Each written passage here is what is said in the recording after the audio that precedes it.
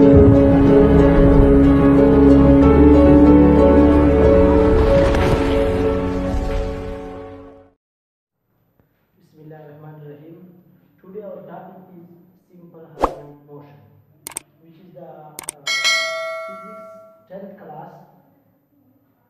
First question, इस पे question कुछ यूँ आएगा कि define simple harmonic motion and show that mass attach with the spring perform simple harmonic motion, also derive it's time period. अगर time period derive करने का ना कहें, फिर भी हमारे पास जो है वो इसका टाइम पीरियड क्या होता है, कैसे हम इसको डिराइव कर लेते हैं। मास अटैच विद स्प्रिंग या सिंपल हार्मोनिक मोशन की हम डिफिनेशन कुछ यूँ कर लेते हैं कि that type of motion in which acceleration is directly proportional to the displacement but always towards the mean position. Negative sign shows that it is always towards the mean position.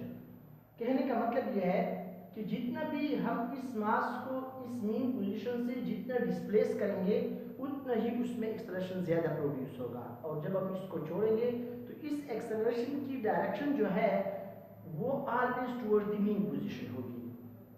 अब इसके लिए हम कहते हैं कि let us consider we have an elastic spring and a mass m is connected with this spring and the other end of the spring is connected with a fixed support. When this system is placed on a frictionless surface, then it will be at point O at equilibrium position, a initial point. When the body of mass m is displaced from O to A, किसी extreme position O तक A तक हम इसको ले जाएं और इसको हम वहाँ पे छोड़ें, तो ये वहाँ से मेन पोजीशन की तरफ आएगा due to restoring force of the spring. लेकिन जो ही ये O पर पहुँचेगा तो वो इनर्शिया की वजह से इस पॉइंट पे नहीं रुक पाएगा और एक दूसरी एक्सट्रीम पोजीशन B तक चले जाएगा, वहाँ से मेन पोजीशन की तरफ आएगा due to restoring force of the spring. लेकिन जो ही ये O पर पहुँचेगा तो वो इनर्शिया की वजह से इस पॉइंट पे नहीं रुक पाएगा और एक दूसरी एक्सट्रीम पोजीशन B तक चला जाएगा। इस पॉइंट पर फिर भी वो रिस्टोरिंग फोर्स की वजह से वो मेन पोजीशन की तरफ जाएगा, लेकिन मेन पोजीशन पर वो इनर्शिया की वजह से नहीं रुकेगा और दोबारा A पर पहुंच जाएगा। इस पॉइंट O के आगे पीछे वो ऑसिलेट करेगा because it is a frictionless surface के ऊपर हमने रखा हुआ है। अब to derive that mass spring system perform simple harmonic motion, इसके लिए हम कहते हैं कि when force is applied on this body then from Hooke's law F is equal to minus kx. F is equal to minus kx, where k is the spring constant, x is the displacement, ये इस displacement को represent कर रहा है। From Newton's second law of motion F is equal to ma. Let this is equation number 2.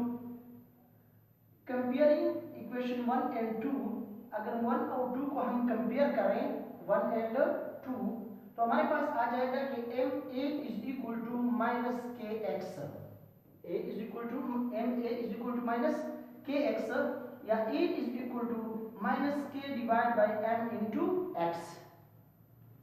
k is spring constant, जो constant है, mass is the mass, m is the mass of the body which is also constant।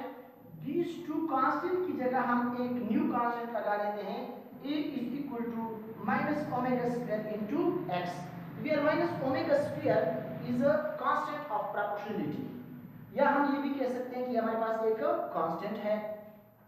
अब जब हम equality को proportionality में change करते हैं तो इस कांस्टेंट को हम रिमूव करेंगे, proportional to minus x. Hence इससे हमें पता चला कि hence mass spring system mass spring system perform simple harmonic motion. जो मास स्प्रिंग सिस्टम है उन्होंने सिंपल हार्मोनिक मोशन परफॉर्म किया।